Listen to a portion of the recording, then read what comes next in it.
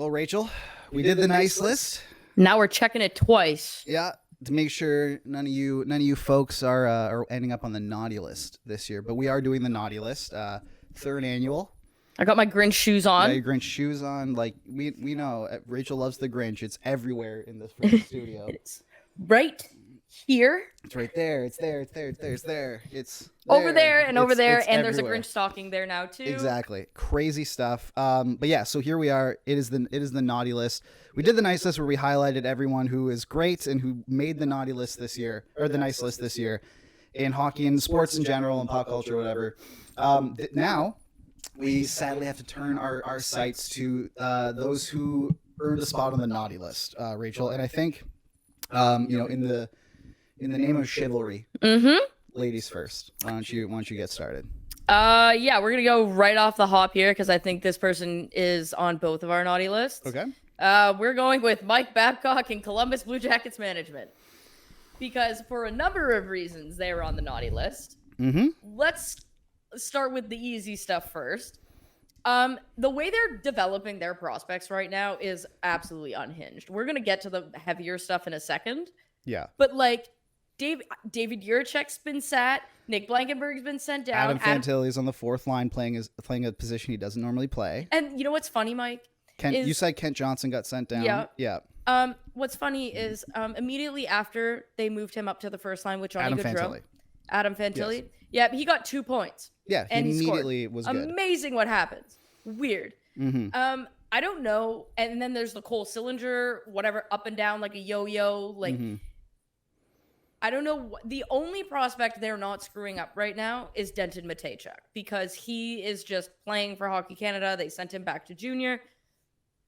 I think that Adam Fantilli in particular, while he might be beyond the junior level, he's not being treated as if he's an NHL hockey player. And so it might be good for his confidence if you sent him there to the World Juniors. But either way, this is like, it's not a conversation about Fantilli. It's a conversation about how, we talk about, they have so many prospects coming. They're going to be really exciting. If you keep developing them like this and treating them like this, you got to tell Pascal Vincent, hey, Boone Jenner's not allowed to play more than Adam Fantilli. It's not allowed or we will fire you. Because this is how you drive your prospects right into the ground. I don't understand, because Pascal Vincent, he has such a track record in player development. He's cut his teeth in the AHL, all of that. I don't get what he's doing here. And clearly, I can understand, I can understand, and we talked about this for an episode that will go out later with Scott Wheeler briefly. That's our Christmas Day episode. Our Christmas present to you. Spoiler alert. But he was saying and his reasoning sort of made sense to me, where he was saying that Kent Johnson went into this season sort of thinking he was the guy, and I don't know if there, and he said I don't know if there was enough sort of work or sort of basically the process was sort of out of whack. Okay. There was maybe some expectations that Kent Johnson had put on the organization opposed to them putting on him. And so I understand that they were like, all right, we'll call, and credit to the Blue Jackets. They didn't yo-yo him. They sent him down. They kept him down. Kept him down for a month, and then they brought him back up because he was over a point a game. Torched it, but they were like, okay, so go to the AHL and then prove it, then we'll come back up. But what they're doing with Juracek, what they're doing with Fantilli, and what they've done this with other guys in the past too, makes no sense. And on top of that, what is Adam Fantilli doing on the fourth line when Patrick Laine is out indefinitely? You're also for some reason playing him as a center. So that was weird. But what is No. He's playing left wing and he is a center. No, I'm talking about Patrick Laine. Oh yeah, they were paying him as Patrick as a center. Laine at center when you have Adam Fantilli. Exactly. And then Laine gets injured and he's out for the next for whatever, because Patrick Laine just cannot stay healthy ever. No, he's straight up. And for some, and you're putting your third overall pick on the fourth line on his off position. At some point as a GM, I remember when we had Nico in New Jersey. It was his rookie year, right? And there was the Jesper Bratt, and Jesper would sit. And I remember, at some point, our management basically went to John Hynes and was like, stop this. He's playing. That's it. He's playing. So don't care if you don't trust him. We need to develop him. He's playing. That's what needs to happen here. And the thing is like, there are smart people in Absolutely. the Columbus organization. Like Josh Flynn, one of their AGMs, super bright guy. Zach Urbach is a bright guy. From what I can tell, the development that goes on in that organization in speaking to people is not great. And it comes out in their decisions, because the reality of the situation is you send Kent Johnson down because of potential, like the way he came into camp. That's fine. I actually don't have a problem with that. Send a message. That's totally fine. But when you bring him back up, you tell Pascal, he is not allowed to play outside of the top 6. Not allowed. So I don't care if you think he's not playing well, you could sit him, but you don't get to move him to play with Sean Corrali, because that's not useful. You're not developing him. What did we send him down for? And you also have to allow young players to make mistakes. Yes. Without constantly berating them. Like, look at what Jim Montgomery has done with Matty Poitras. He's allowing him to make mistakes. When Matty started to sort of hit a bit of a wall because you're playing in the National Hockey League, now they're letting him go to the World Juniors. He's going to rake there. Oh, he's going to be incredible. Yeah. But he's not afraid to make a mistake because he knows he's going to get put back out again. In Columbus, that's not happening. And so if you screw up all of this, like, I'm sorry, but you're all like, you should all lose your jobs.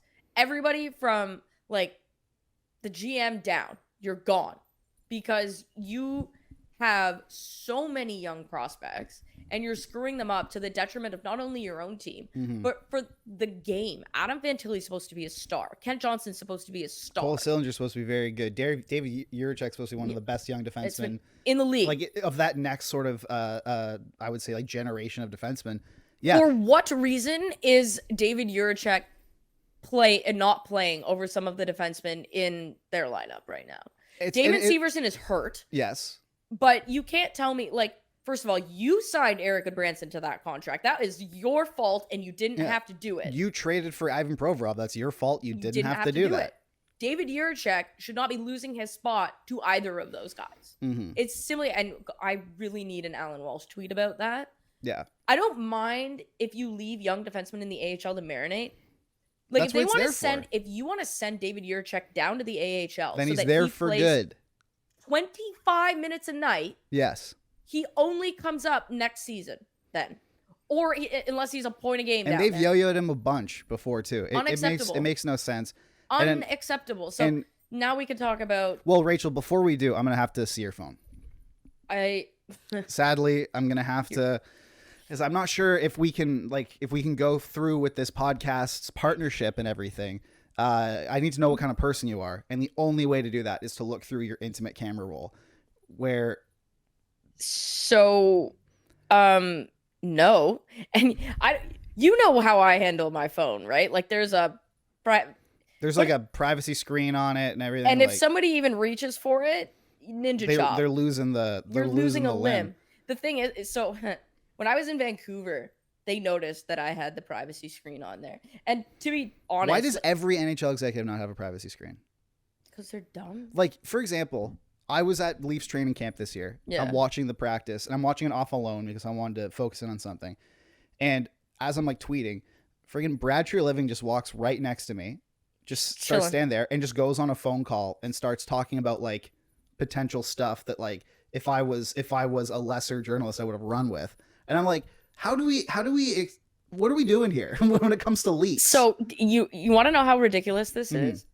So the reason I had the privacy screen, just to be clear, is I used to work at a major bank, and they mandated it for people of a certain level because confidential information. Every person in an NHL front office should have that. But we're talking like banking information. Yes. More confidential than hockey stuff because one impacts society. Yes. Right? Like every government official should have to have one because like you people have access to the nuclear codes. But like, if I was the president of an NHL organization, I would treat that information like it was the nuclear codes. Right. But so when I was working in Vancouver, they noticed I had a privacy screen and they started calling me 007 because I had a privacy screen. And I said to them, I'm like, the fact you guys don't. The fact that and that you're also like somewhat concerned. Somewhat You're worried making about fun of me? leaking crap, and Yeah. you are walking around Being like, with she your has too much. laptop. She's too much privacy on her phone. Haha. Pretty much, yeah.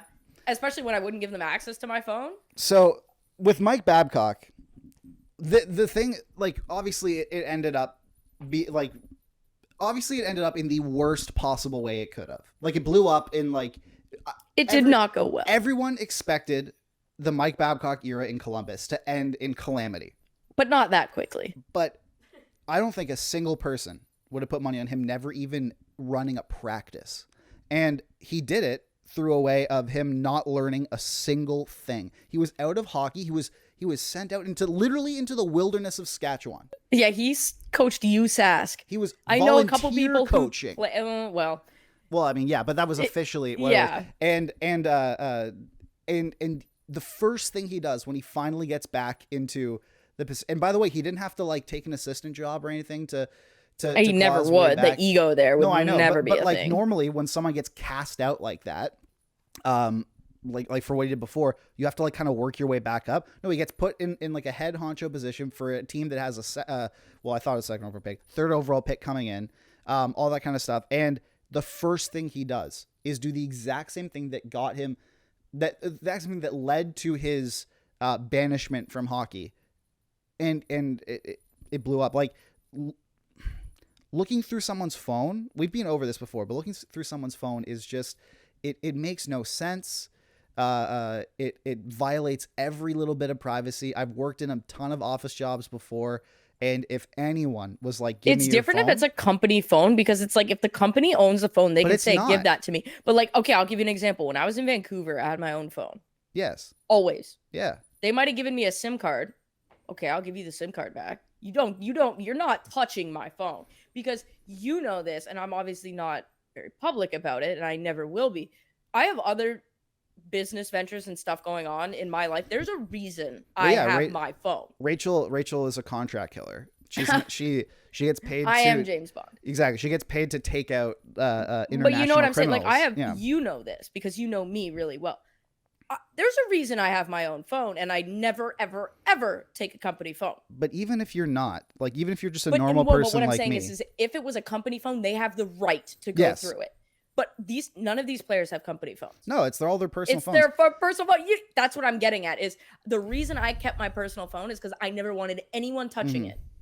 Same with these players. And it makes no sense in that, like, you're not going to learn anything really about someone through their camera phone or through their camera roll. And yeah, it's like, hey, if he says, if you're coming over, right, and I'm getting to know you, be like, hey, like, I want to really get to know you. Like, bring 5 pictures that show me who you are. Yeah, You bring your 5 pictures. exactly. Done.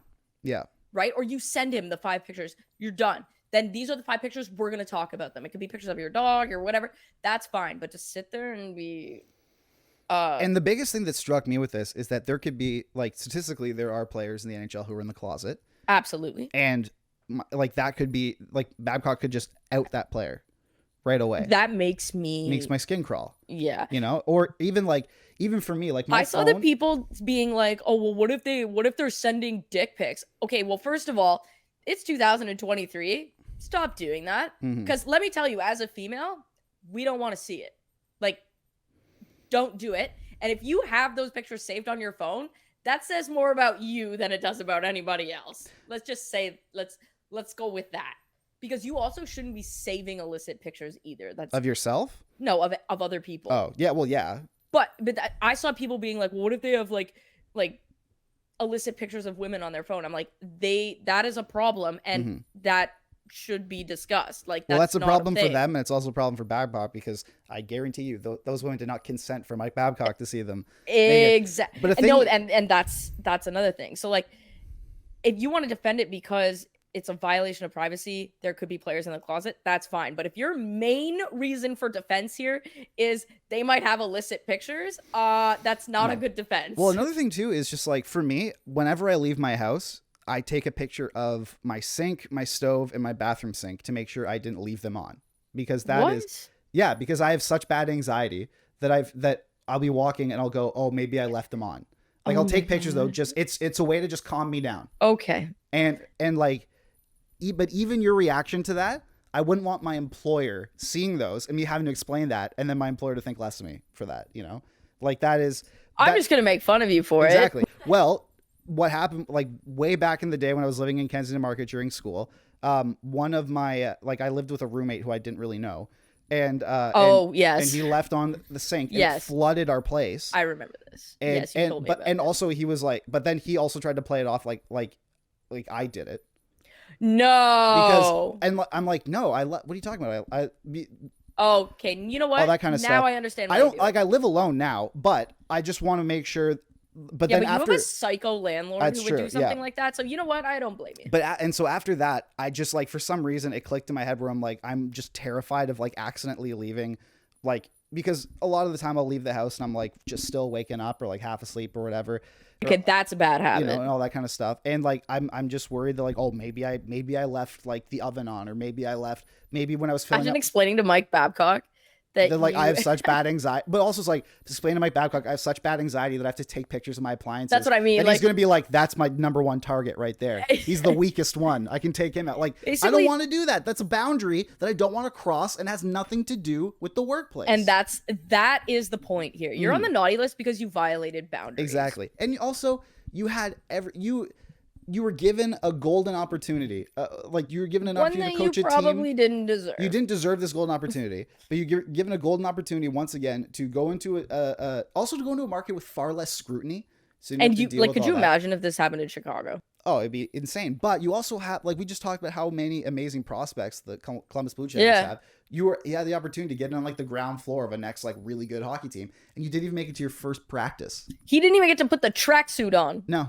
I want to make it clear. I'm not defending the whole and I want thing. Jarmo, I'm just saying if your main defense is illicit pictures, it's a bad one. I want Jarmo Kekalainen on that naughty list too, because he decided to hire Babcock after everything. John Davidson on the list as well, and John Davidson too, and also the Blackhawks. The Blue Jackets have not accomplished anything since 2019, basically, when they swept Tampa in the first round. Okay, but that was a long time ago. But okay, you can't even say that's an accomplishment because we just sat here and talked about how the Leafs winning one series isn't an accomplishment. Also, we had an entire pandemic in between that. But you know what I mean? It's like you can't, like, people can't sit here and say, well, the Leafs winning a series isn't an accomplishment, but Columbus winning in a series is an accomplishment, because Columbus has been dog shit for that entire. At least the Leafs have been a top 5 team in the league.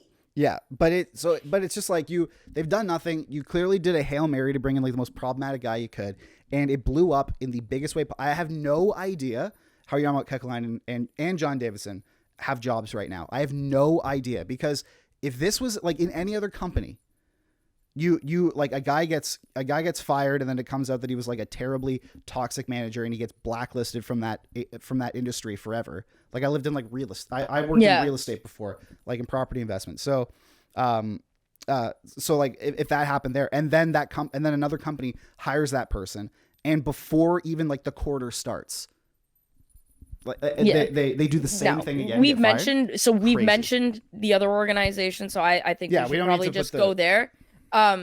Corey Perry is very on the naughty list. Absolutely. We obviously don't know the details of what he did, but if your transgression is so bad that the Chicago Blackhawks immediately remove you from their organization, which we gave them kudos on the nice list for doing so, and you get your contract voided, you're on the. I also want to put an addendum on that as well. Yes, like Corey. Okay, so first of all, clearly Corey Perry has a problem with alcohol. Very much so. Addiction is a disease, and we want to say that we hope he gets help. We hope you get help, and that you have a young family, and we hope that you can live an absolutely great, positive rest of your life, where you're a positive influence to everyone in society, including your wife and children, and all that. But clearly, what that doesn't excuse bad behavior either. Exactly. And an addendum to that too is I want to add the Chicago Blackhawks PR staff, or the PR director, I would say, to the naughty list, because the way that they handled that situation, almost like it was they could not have mishandled it. They could not have handled it worse. And in doing so, they allowed a terrible like completely fabricated but really hurtful rumor about potentially a guy who could end up being one of, if not the greatest players ever played this And game. anyone who perpetuated that rumor is also on the perma on the naughty naughty list. list. But they allowed that to fester and grow when they could have nipped in the bud immediately. They allowed that to grow. And that could do, we don't even know at this point, but that could do long-term damage to their relationship with someone who is going to be like a franchise and sports staple forever. That's a great shout there. That's a So that there, Corey Perry, naughty list. Chicago Blackhawks PR naughty list. Another one for me on the naughty list is Ken Holland, Oilers GM, and this is because Ken Holland is continually it continues to waste the primes of two of the greatest hockey players who have ever lived, in Connor McDavid and Leon Draisaitl.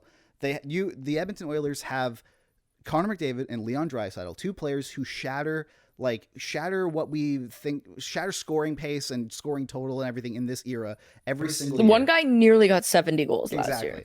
They have them for a combined cap hit of $20 million. $20 million, basically. 21-ish. In the flat cap world, that is insane. Unbelievable. And and somehow Ken Holland has continually failed to put a quality team around them. And the thing is that the bar is very, very low for the team that needs to be around two players of that ilk. You really need them to.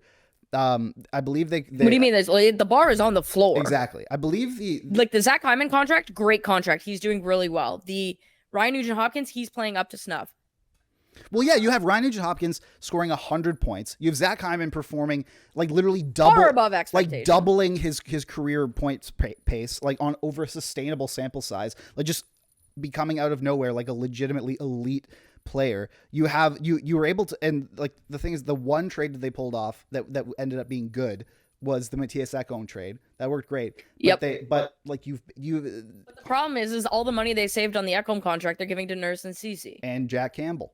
Oh my God! And Evander Kane, and Warren Fogle, and all of these and guys, Connor Brown, who is a healthy scratch now.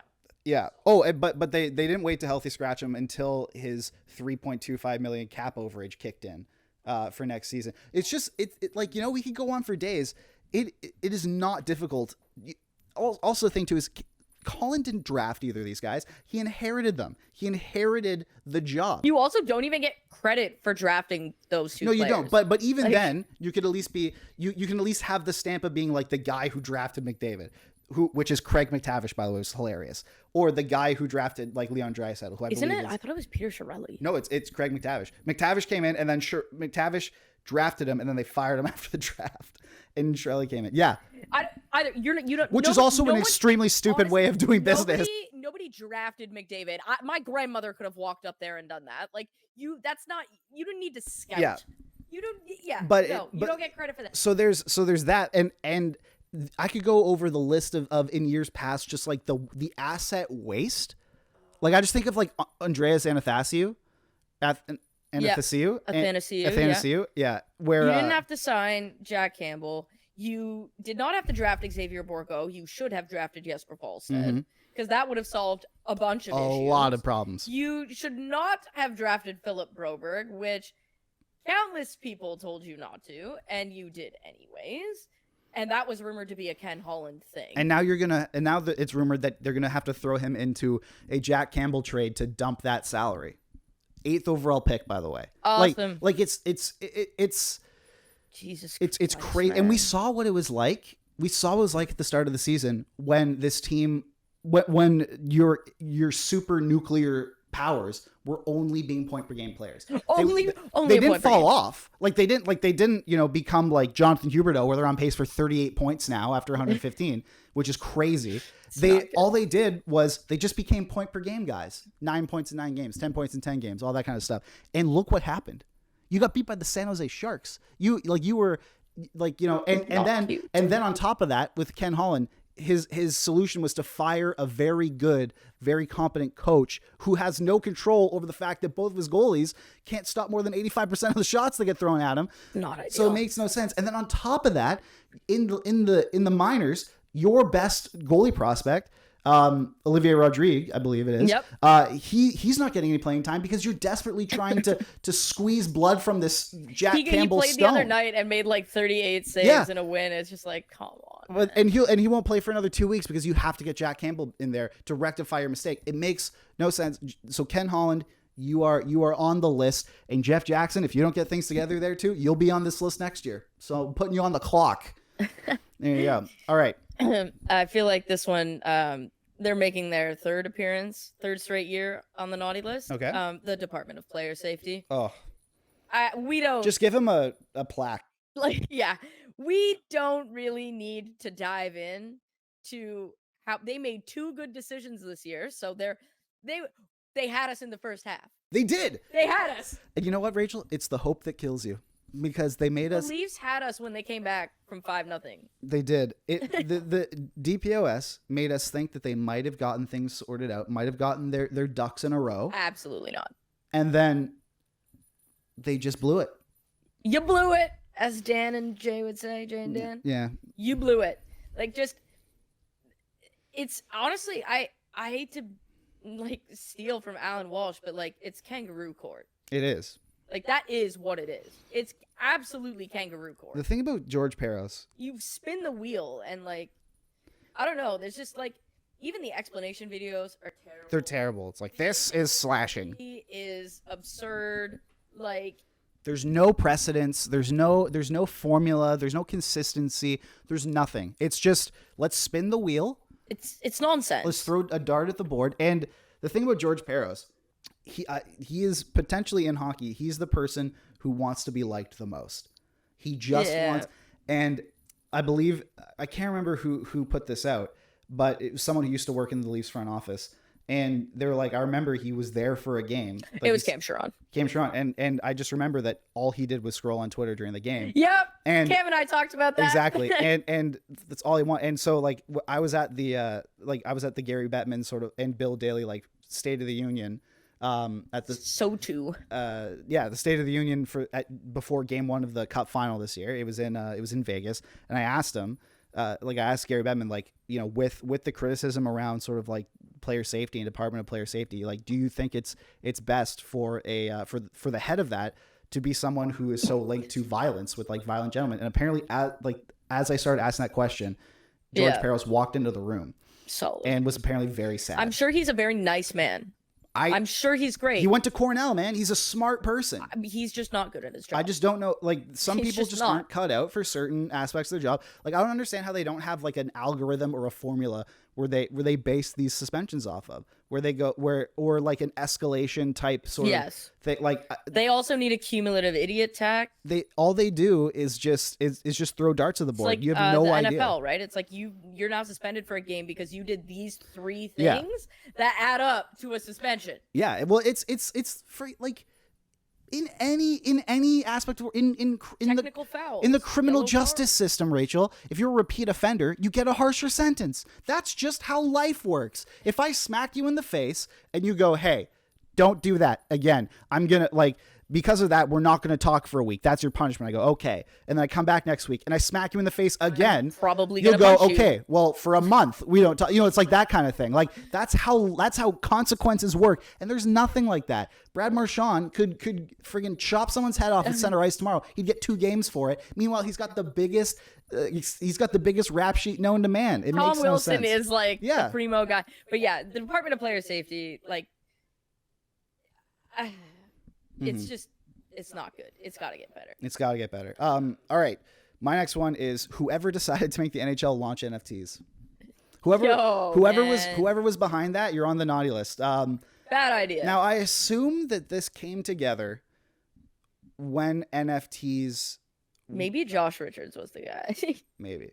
Where did he go? But I remember. I assume how this went is I assume the NHL got started the board yacht club thing. Started the sort of got the wheels in motion of this when NFTs were big, and then they fell off. But they had made some sort of contractual a commitment where they had to launch, they were legally permitted to launch these. So right, when NBA did their pop shot. The only problem is that They suck. NBA launched it like at the height of NFT mania, where the NHL literally waited until NFTs were as like irrelevant as possible, and Obsolete, it'd be proven to terrible. be like scams. Basically, they waited for that to be launched. So it's just another thing. I can understand why maybe they got like caught up in timing or whatever, but it's another thing where the NHL just looks so embarrassing, and I hate that. I hate having to. I hate looking because it looks bad on us, man. We cover the game. That's our livelihood. Hopefully, women's hockey is gonna not do this to us. Let's go into NFTs, man. Yeah, that's the way to go. Please don't do that. Speaking, I guess we're just gonna stick with the league. Sure. Gary Bettman is on the naughty list. I was prepared to leave him completely off the nice list and the naughty list. He was just gonna be a benign figure in this story. Yeah. Until he opened his mouth about the Olympics. And then I was like, nope, Yeah. you're on the naughty list. That is, you are allowing an NHL team to play in a college facility and have owners that do not pay vendors. And you're worried about Italian people who do construction for a living, basically. That's their stereotype. Mm-hmm. Building an arena for the year 2026. No. Not allowed. I would say Gary Bettman. That is simply. That is annoying. Gary Bettman's on the naughty list for me for the Pride tape stuff. Like, because that was just because I think we should like. I'm a big fan of putting cowards on the naughty list. So Ivan Provorov. Well, yeah, Ivan Provorov, the Stahl Stalls. brothers. I feel like that's you know what? Let's But I mean, but like for Gary Bettman, like first of all, Outsports named once again named him the most or like the worst person of the year. They said they literally they had that. He's like, the NHL is now viewed as the most like anti-LGBTQ plus like league in pro sports, and that's because no, like North America. Well, yes, because I mean, in soccer Saudi it's and literally not legal. But I just think that like the cowardice of implementing the Pride tape and the personal message things, and then players try them and there's no consequences for it. So it just goes to show that you were just trying to like rule through fear, and no one respects you enough to like you're everyone who I'm glad you brought it up. Every single person who was part of that Pride tape fiasco, from everyone at the league. It's not just Gary Bettman, but he oversees all that. Everyone at the league to every player with that nonsense is on the naughty list. Like, sorry, I don't care. You know what? You're entitled to your religious freedom. I'm entitled to say your religion is picky choosy and it is. You're a silly goose and a bad person. Because you know what the Russian Orthodox religion also says, Mike? What does it say? It says you can't wear two different types. Oh yeah, you're not allowed to wear material. Rachel, I went to Bible camp as a kid. Okay, like I know all this. So hockey equipment is. Hockey equipment is two different types of like fabric. 5. You're not allowed to you're not allowed to plant two different crops in the same soil. You're not allowed to live with a romantic partner. Ivan Provorov lives with his girlfriend, does he not? Like it's stuff like that. I'm sure Ivan. So it's a convenience thing. It's stuff like that. It's basically.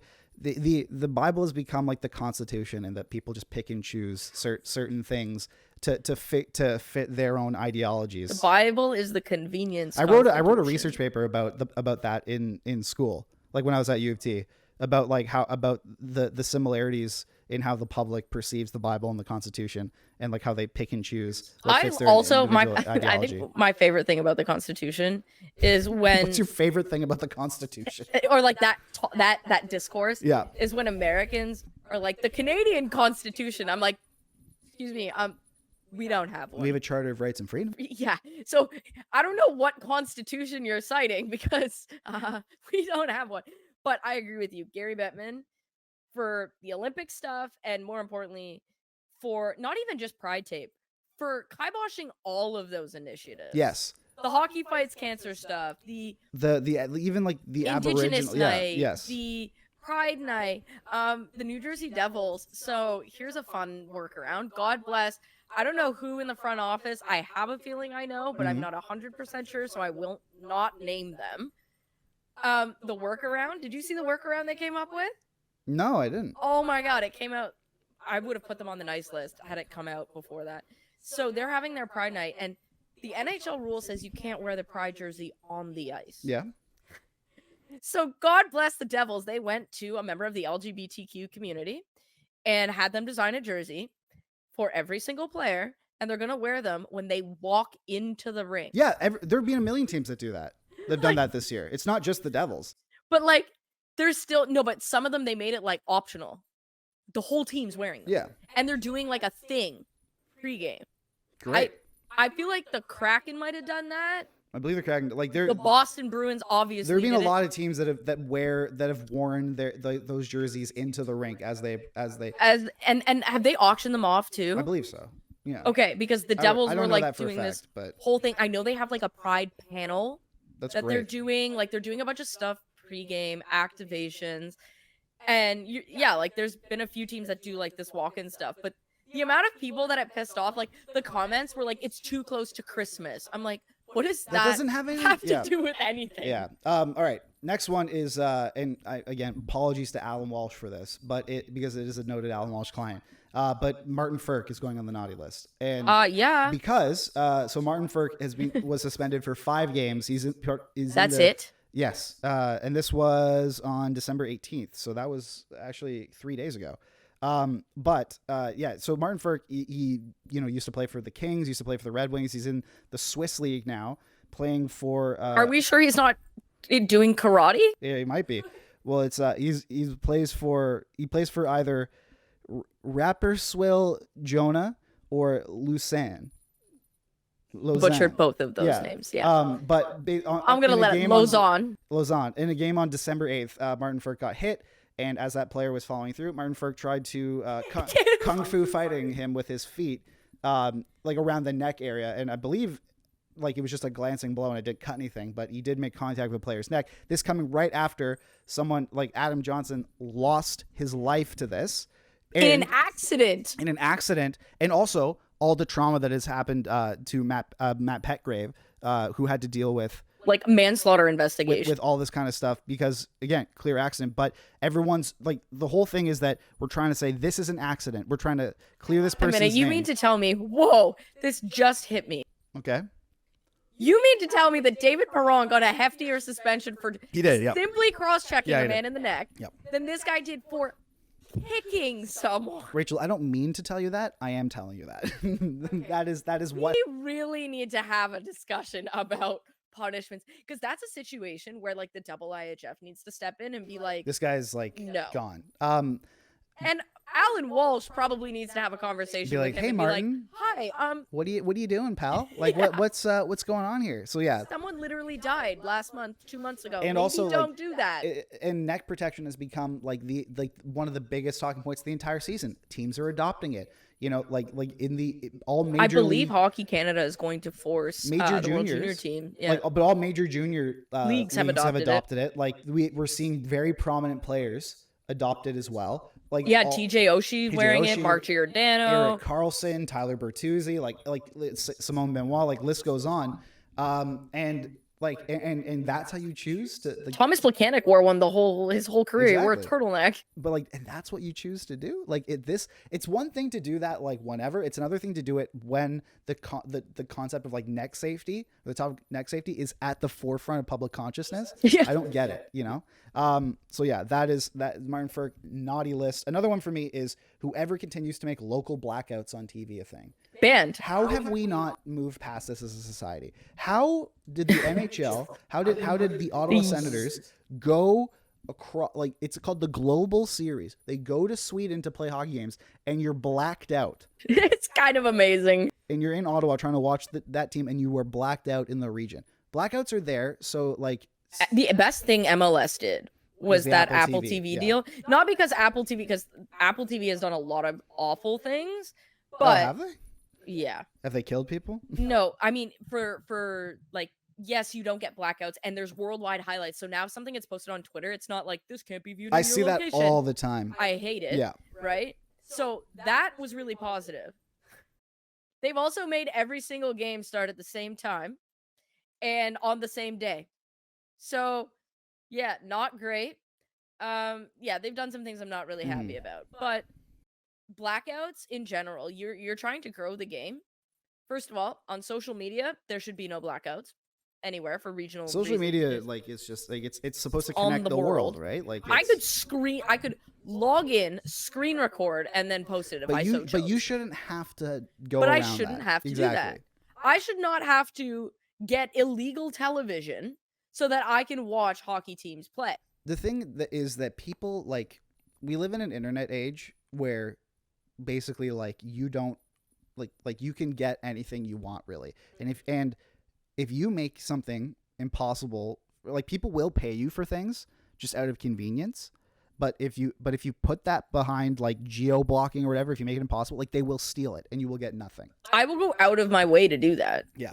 Like, I just will. Like, there are, You want to grow the game, make it accessible, not Exactly. hard. And so whoever is in charge of blackouts, regional blackouts, you are on the naughty list forever. Like, So you want to know it why serves no people? purpose. So you want to know Vancouver fans and Edmonton fans why people in Toronto don't watch your players? It's because of regional blackouts. We can't get the game here. But the Leafs are always on the national game, so everyone sees them. Yeah. It would be super cool if we simply didn't have regional blackouts. Blackouts are like daylight savings time, where it kind of like Useless and dumb. where it was like it sort of applied to, like, it made somewhat sense in a bygone era. Oh, Like, daylight savings time made sense when we were all farmers and our crops were and like, we didn't have electricity. Exactly. And crops were like the biggest thing. And blackouts made sense when we didn't have, like, streaming and social media and basically the ability to have any video clip of anything that has ever happened at the touch of our fingers and in our pockets at all times. It's a bygone sort of it's a bygone policy.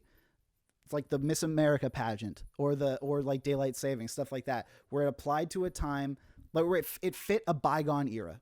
We're not we have If you say bygone one more time, I'm gonna throw something at you. Like, yeah, it fit that. That's what we're gonna call this, the bygone list.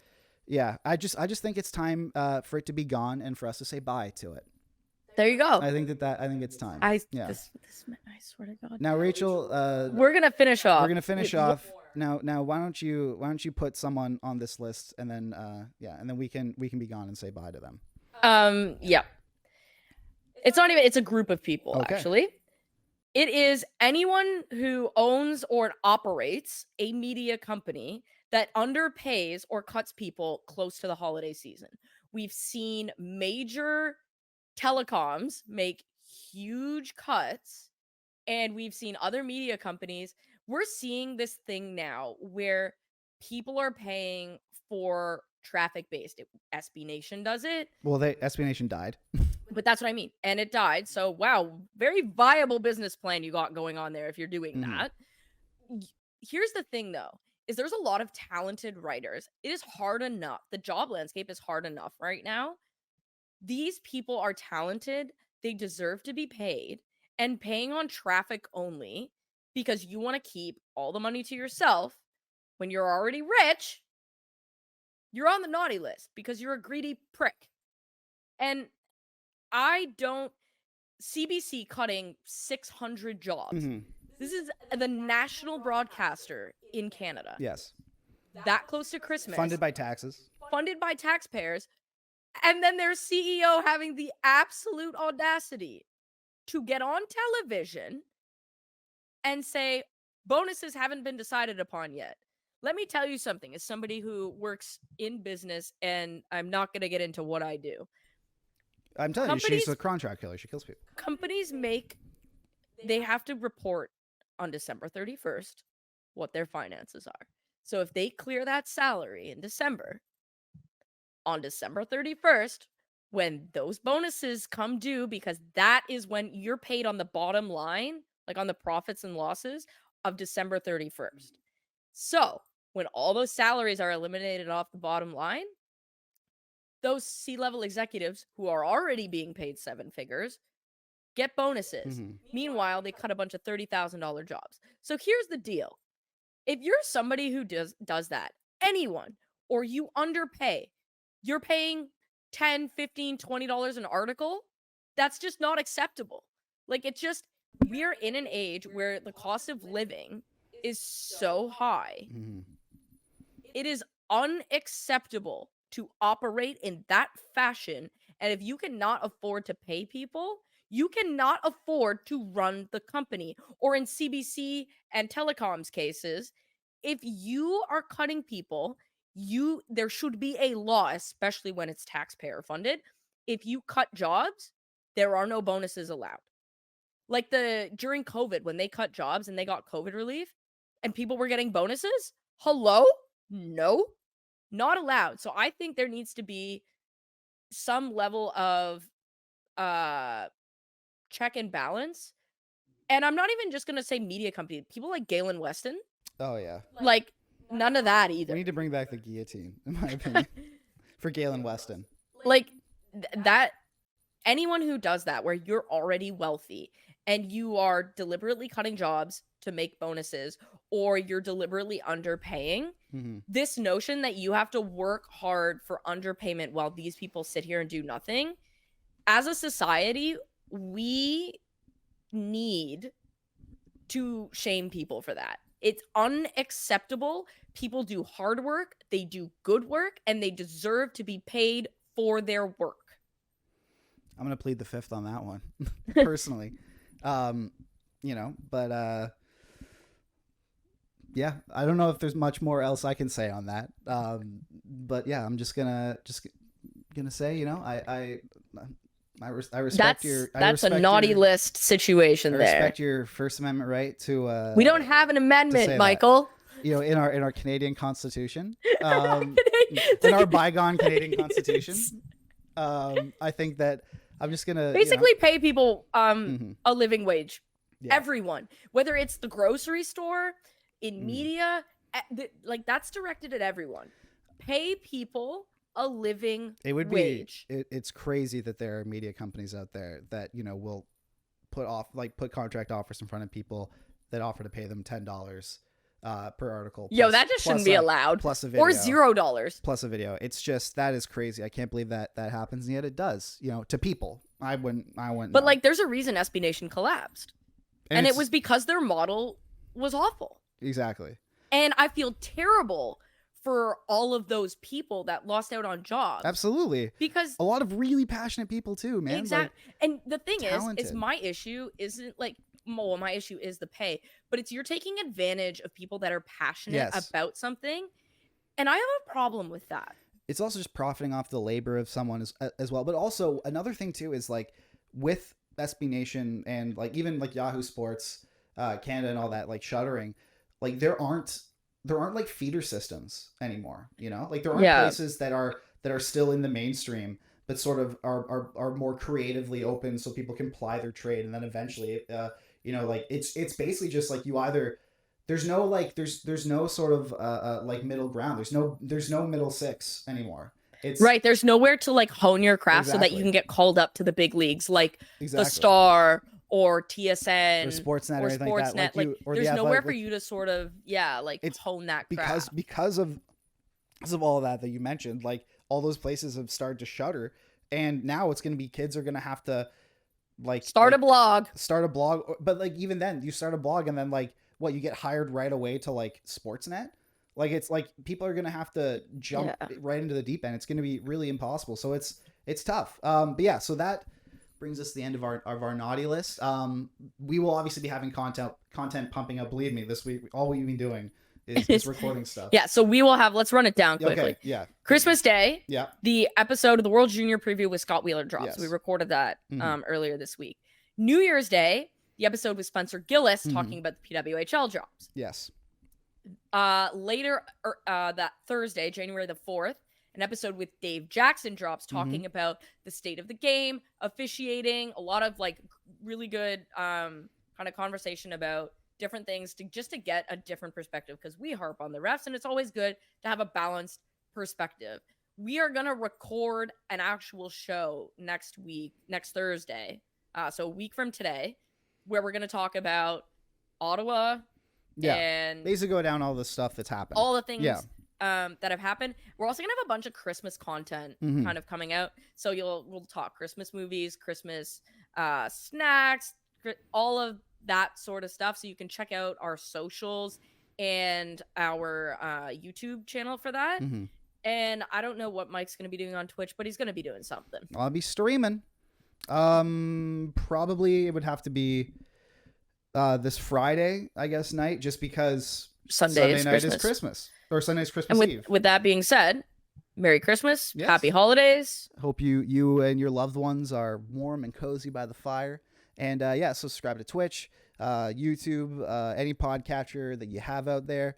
Make sure to check out all our socials, and also check out Jumpstart, our charity of choice to help kids from economically disadvantaged backgrounds play team sports, which is extremely important, especially now around the holidays. We love Jumpstart. Link is in the episode description of where you can donate and help that and help out a passionate young child. And on that note, Merry Christmas, and we will see you in the new year.